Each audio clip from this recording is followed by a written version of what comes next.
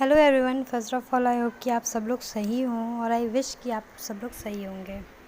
तो ये वीडियो में हम पढ़ेंगे बिज़नेस इन्वायरमेंट के बारे में, जो कि थर्ड चैप्टर है क्लास 12 के बिज़नेस स्टडीज़ का।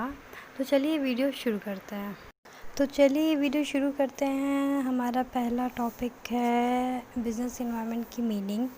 तो यहाँ इंट्रोडक्शन दिया हुआ है। इसमें बेसिकली क्या है कि बिज़नेस इन्वायरमेंट वो इन्वायरमेंट होती है जहाँ बिज़नेस एग्जिस्ट करता है, जहाँ बिज़नेस वर्क करता है, जहाँ बिज़नेस होता है। तो ये एक छोटा सा इंट्रोडक्शन है बिज़नेस इन्वायरमेंट के बारे में। और यहाँ डेफिनेशन दी गई है बिज़नेस इन्वायरमेंट की, वो ये है कि it refers to the sum total of those factors which influence the business and over which the business has no control. So next slide में हम चलते हैं। ये स्लाइड में मैंने टॉपिक्स अंडर बिज़नेस इन्वायरमेंट लिखा है, मतलब कि इसमें वो टॉपिक्स हैं जो बिज़नेस इन्वायरमेंट के अंडर तो आते हैं पर वो उतने इम्पॉर्टेंट नहीं होते, पर वो बेसिक होते हैं, पर वो इधर उधर डेफिनेशंस में पूछे जा सकते हैं। तो पहला है environment scanning. It refers to complete awareness and understanding of business environment, मतलब कि बिज़नेस इन्वायरमेंट का जो पूरा कंप्लीट नॉलेज देता हो उसे इन्वायरमेंट स्कैनिंग कहते हैं।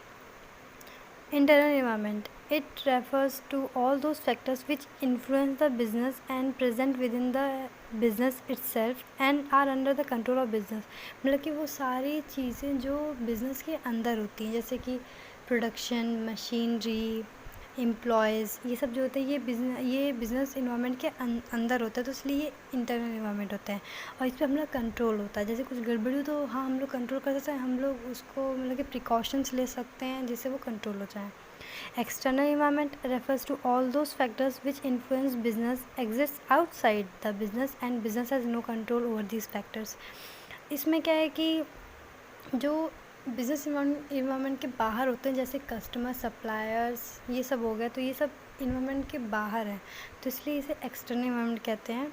और इस पे हमारा कोई कंट्रोल नहीं होता, जैसे कि कस्टमर अपनी मर्ज़ी से कोई प्रोडक्ट लेगा, हम उस पर कोई फोर्स नहीं कर सकते कि नहीं आप ये लो, तो ये सब होता है। Micro environment, it refers to all those external factors which are closely related with business and influence each industrial unit differently. Macro environment refers to all those external factors which have a distant relation with business and influence all business units most in the same way. इसमें आप internal external environment देख लीजिएगा, ये important ये आ जाता है। तो next slide में हम पढ़ेंगे features, characteristics, nature of business environment.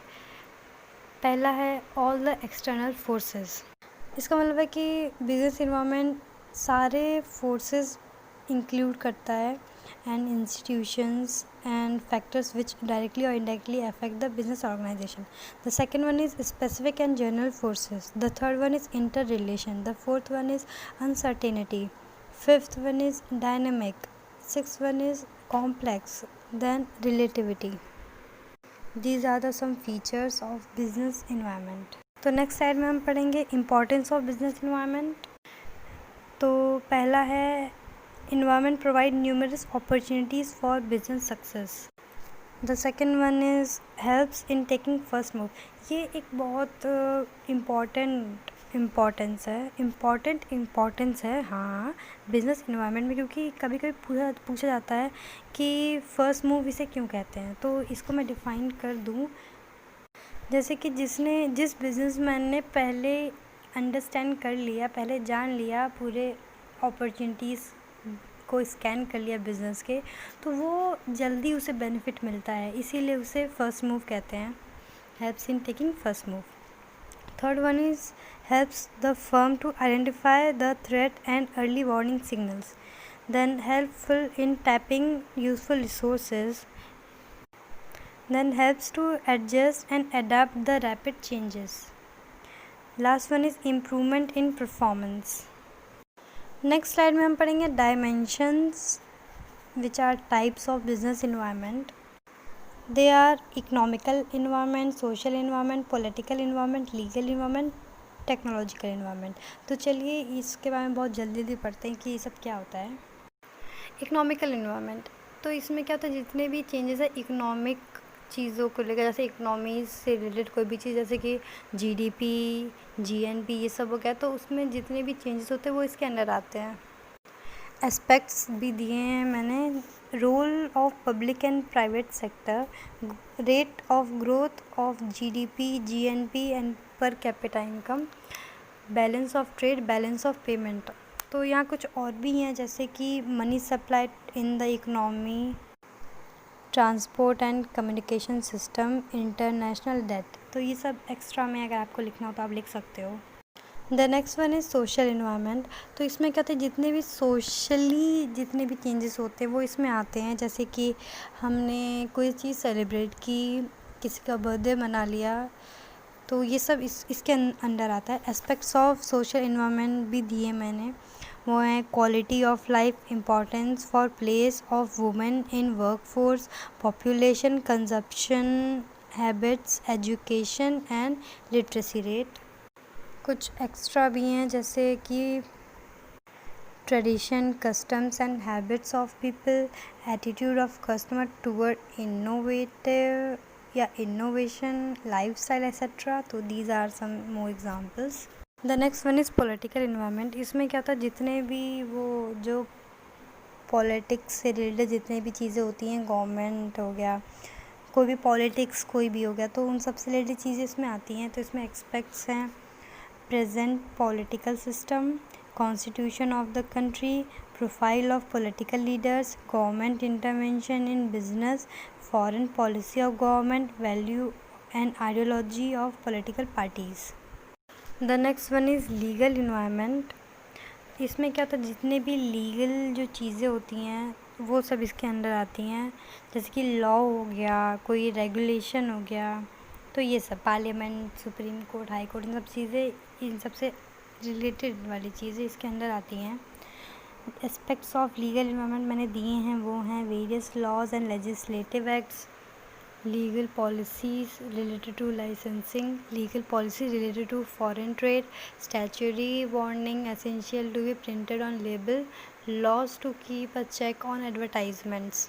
Next and last है technological environment.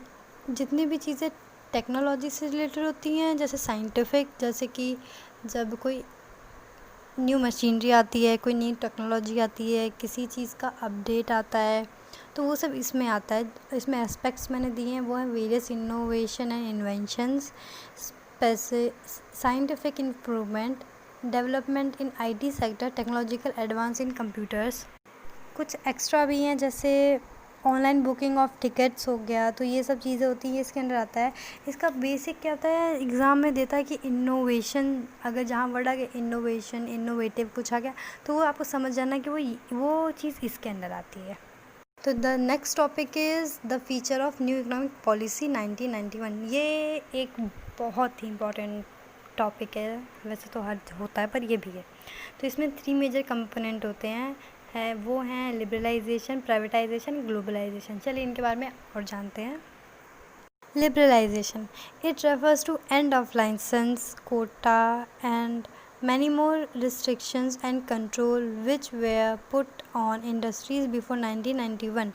Indian companies got liberalization in the following ways: no restriction on expansion or contraction of business activities, freedom of fixing price, liberalization in import and export, freedom in movement of goods and services, freedom in fixing the prices of goods and services, easy and simplifying the procedure to attract foreign capital in India. The next one is privatization. Privatisation refers to giving greater role to private sector. इसमें public sector को उतना ध्यान ना देके private sector पे ज़्यादा ध्यान देते हैं, तो it refers to giving greater role to private sector and reducing the role of public sector. To execute policy of privatization, government took the following steps: disinvestment of public sector, that is transfer of public sector enterprise to private sector. Setting up of Board of Industrial and Financial Reconstruction. This board was set up to revive sick units in public sector enterprises suffering loss. Dilution of stake of the government if in the process of disinvestments private sector require more than 51% share, then it result in transfer of ownership and management to the private sector. The last component is globalization. It refers to integration of various economies of world. Till 1991, Indian government was following strict policy in regard to import and foreign investment in regard to license of imports, tariffs, restrictions, etc. But after new policy, government adopted policy of globalization by taking following measure. वो है import liberalisation, foreign exchange regulation act, rationalisation of tariff structure, abolition of export duty, reduction of import duty. Next topic है वो है effects of liberalisation and globalisation. पहला है increasing competition, then more demanding customers, rapidly changing technological environment, necessity for change, market orientation, need for developing human resource. So these are all the topics which I have covered in this video. I hope कि आप सबको अपने अपने questions जितनी query थी सब sort out हो गई होगी।